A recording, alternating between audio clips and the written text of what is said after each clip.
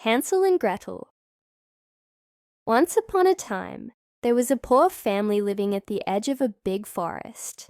The family consisted of a woodcutter father, a cold-hearted stepmother, and 2 children, Hansel and Gretel. They were so poor that they often didn't have enough food to eat. One day, when there was almost no food left, the stepmother said to the father, "We can't feed the children anymore. We must take them deep into the forest and leave them there." The father was heartbroken, but afraid of his wife, he agreed. Hansel, ever the clever brother, overheard their conversation late at night.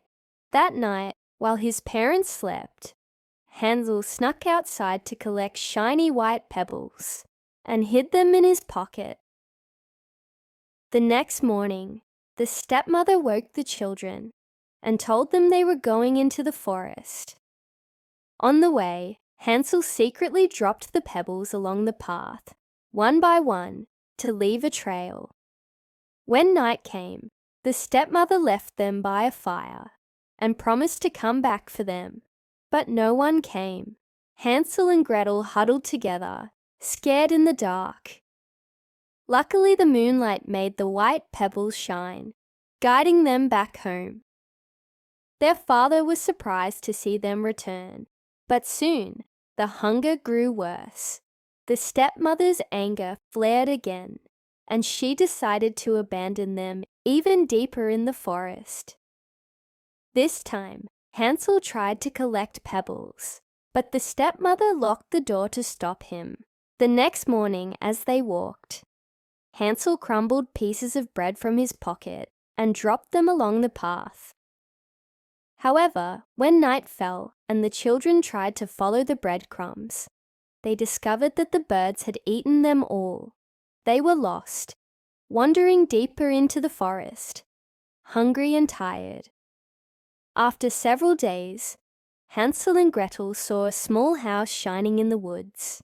It was made entirely of candy, gingerbread walls, a chocolate roof, and windows sparkling with sugary sweets. Driven by hunger, the children dashed to the house and eagerly began nibbling on its walls. Suddenly, a deep voice called out, "Who's nibbling on my house?" An old woman appeared in the doorway. She looked kind and smiled at them. "Don't be afraid, my children. Come inside. I'll give you a nice meal." But the old woman was actually a wicked witch who lured children to eat them. Once inside, the witch locked Hansel in a cage and made Gretel do all the housework. Every day, the witch fed Hansel lots of food to make him fat, but she gave Gretel only scraps. The witch often checked Hansel's finger to see if he was fat enough to eat. But Hansel was clever. He gave her a small chicken bone to feel instead. Since the witch had poor eyesight, she thought Hansel was still too thin. One day, the witch became impatient and decided to eat Hansel anyway. She told Gretel, "Light the oven now." The witch barked. Gretel pretended not to understand and said, "I don't know how to do it." The witch growled, "Silly girl, let me show you how."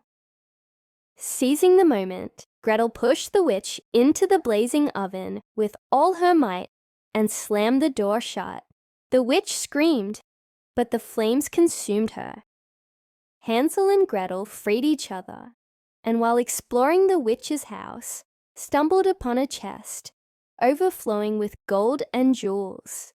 They carried as much as they could and began looking for a way out of the forest.